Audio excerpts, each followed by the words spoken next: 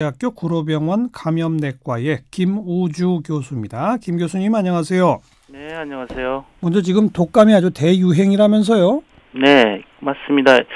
이번 겨울 이제 독감이 11월 16일 날 질병관리본부에서 유행주의보를 내렸습니다. 네.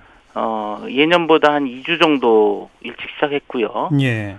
그리고 지난주 인플루엔자 의사 환자 수가 72명에 달했는데요. 여기서 인플루엔자 의사 환자 수라는 거는 병의원에 내원한 일주일 동안 1,000명이 내원했으면 그 중에서 38도 이상 갑자기 열이 나면서 기침하고 목이 아픈 분을 인플루엔자 의사 환자라고 하는데, 예. 72명이라는 것은 이제 지난해 겨울에는 1월 첫째 주에 72명으로 유행 정점이었거든요. 그래서 지금 이번 겨울에 유행 정점에 거의 치달은 수준이다. 이번 주나 다음 주까지도 유행이 굉장히 심할 것이다. 네. 그걸 말씀을 드리겠습니다. 예. 감기하고 독감은 다른 거죠? 예, 다릅니다. 이제 감기는 뭐 라이노바이러스나 여러 가지 호흡기 바이러스가 원인인데, 독감은 인플루엔자 바이러스 한 가지가 원인입니다. 그래서 정확히는 의학적으로 인플루엔자라고 병명을 얘기하는 것이 맞습니다. 예. 그래서 감기는 사실 치료제, 약이 없는 거고, 독감은 인플루엔자에 적응하는 약이 있는 거죠? 네. 그래, 그 독감, 인플루엔자 바이러스로 인한 독감의 치료제가 타미플루 계열입니까? 예, 뭐 2009년 신종플루 때 타미플루가 많이 쓰이면서 이제 타미플루로 전 국민이 알 정도가 됐는데요. 네. 이 타미플루 계열이라는 거는 이제 바이러스 표면에 뉴라미다제라고 하는 단백질을 이 타미플루 약이 방해를 해서 바이러스 증식하고 전파를 차단합니다. 예. 그래서 이제 인플루엔자 걸린 독감 환자 걸렸을 때 타미플루 복용하면 네. 열도 빨리 떨어지고 합병증 있는 환자분들은 합병증 발생도 낮출 수 있고 네. 고위험군에서는 특히나 더 효과가 높습니다. 네. 그런데 이 타미플루나 타미플루 계열의 약을 먹거나 주사를 맞으면 부작용이 있는 겁니까? 뭐 약이란 것은 모두 부작용이 있습니다. 그것이 이제 간단하게 우리가 심각하지 않은 것부터 심각한 것까지 있을 수가 있는데, 지금 이 타미플루 상황은 지금 앞서 말씀하신 것처럼 10대 아이들이 선망이나 환청 이런 증상으로 또 뛰어내리는 상황들이 이제 지금 큰 문제가 됐는데요. 그러니까요. 2007년에 일본에서 처음으로 이것이 보고가 됐습니다.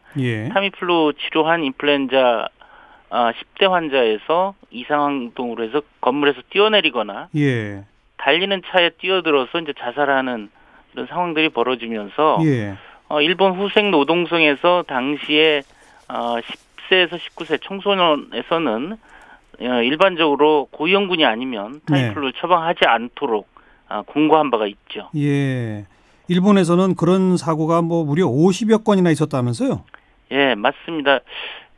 특기할 만한 것은 이제 미국이나 영국 또 우리나라에서도 별 보고가 없었는데 일본에서 일찍이 많이 보고가 됐는데 일본이 타미플루 사용을 많이 한 나라고 또 일본에서는 인플루엔자에 걸린 어린이들 중에서 뇌염이나 이상한 뇌증 환자들이 많이 발견되면서 이 약에 대한 부작용 보고를 많이 받게 됐습니다. 따라서 일본에서 좀 집중적으로 인플루엔자 환자에서 타미플루 복용 후에 자살 사례가 많이 보고가 됐는데 최근에 이제 미국하고 일본 연구를 종합해 보면 이 타미플루 복용과 자살 사건과의 인과관계는 입증되지 않았다는 보고가 전반적으로 인정되고 있습니다. 입증되지 않았다? 그렇습니까? 왜냐하면 이제 이상하실 수도 있는데 인플루엔자에 걸리면 10대에서 초기에 고열이 나고 온몸이 근육통이 있으면서 환청, 인플루엔자 바이러스 감염 자체로 중추신경계 신경정신 이상 증상이 나올 수가 있어서. 그래요. 근데 사실 이런 인플루엔자 걸리고 나서 되게 48시간 하루 이틀 내에 타미플루 처방하니까 그 위에 나타나는 신경정신 증상이나 자살 충동 같은 것들이 타미플루 영향인지 인플루엔자 바이러스 감염 영향인지가 사실 구분이 어려웠는데 예. 최근 연구 결과를 종합해 보면 이런 직접 타미플루 뭐 신경 정신 증상 있는 아이들을 보면 네. 타미플루 복용자도 있지만 복용하지 않은 아이들도 있어서 네. 유의하게 타미플루 복용과 신경 정신 자살 사건과 인과관계가 입증되지 않았다 이런 얘기입니다. 그러니까 지금 교수님 말씀은 인플루엔자 바이러스 자체가 나타내는 증상 가운데 특히 10대에서는 그런 신경정신 이상 증상이 나타날 수 있다 이건가요? 맞습니다. 그러니까 보통 우리가 이제 인플루엔자 하면 독감이라고 알고 있기 때문에 그러니까요. 주로 호흡기 증상만 생각하기 쉽죠. 예. 열나고 목 아프고 기침하고 예. 폐렴만 생각하는데 이제 최근에 이제 연구가 많이 축적되면서 특히 영유아나 어린아이들은 뇌까지 침범해서 이런 신경정신 증상을 초래하는 것으로 네. 밝혀졌습니다. 네. 그러니까 10대만이 아니라 영유아까지도 이런 증상을 나타낼 수 있다. 예, 맞습니다. 이번에 고등학생 같은 경우 떨어지는 꿈을 꿨는데 눈 떠보니 병원이더라 이런 얘기 했어요. 그러니까 즉 꿈과 현실을 구분 못하는 이런 것도 바로 이런 증상이다 이건가요? 그렇죠. 그게 일종의 환각이죠. 아하. 그러면 일본은 이렇게 사고가 쭉 터지고 10대들한테 타미플루 처방을 금지시켰다는데 지금도 그럼 금지하고 있습니까? 아닙니다. 지금 이제 2007년 이후에 이제 10수년이 지나서 올해 5월에 일본 정부에서 이제 그동안 자료를 분석한 결과 직접 인과관계가 없다. 따라서 10대에서 타미플루 사용 제한을 지금 해제하였습니다. 아, 그래요. 네. 이 방송 들으시는 분들 가운데 많은 분들이 불안해하고 계신데 그러면 독감이 걸렸어요, 아이들이. 네. 그러면 병원에 가서 타미플루 처방을 받아야 합니까? 받지 말아야 합니까?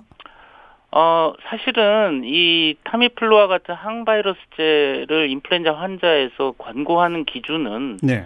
기본적으로 이제 65세 이상 노인, 뭐 암이나 당뇨병 이런 만성병 환자, 심혈관 질환, 폐질환, 네. 그다음에 영유아, 임신부 이런 인플루엔자에 걸리면 폐렴이 합병되거나 중증 질환으로 갈 수 있는 고위험군에서는 인플루엔자 치료제, 타미플루와 이런 것들을 증상 시작 48시간 이내에 권고를 합니다. 예. 그렇지만은 사실 10대나 뭐 성인에서 건강한 사람에서 합병증이 없는 건강한 상인에서는 인플루엔자 환자라 하더라도 꼭 항바이러스 처방할 필요는 없습니다.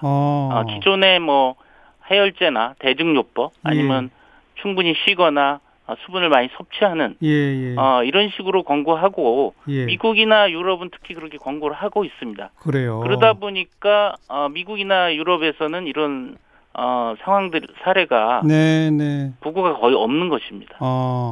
고위험군이 아닌 10대나 그냥 건강한 성인들은 독감이라 하더라도 일반 감기에 이 대증요법 감기약 먹는 정도만 해도 된다 이거군요. 예, 되는데 이제 한 가지 제가 첨언을 하자면 고위험 질환 환자에서 이제 인플루엔자 감염 또는 고위험 질환이 없는 건강한 사람이라도 때로는 인플루엔자가 걸려서 폐렴이나 중증 질환 소견을 나타낼 수가 있습니다. 호흡곤란 같은 그럴 수 있죠.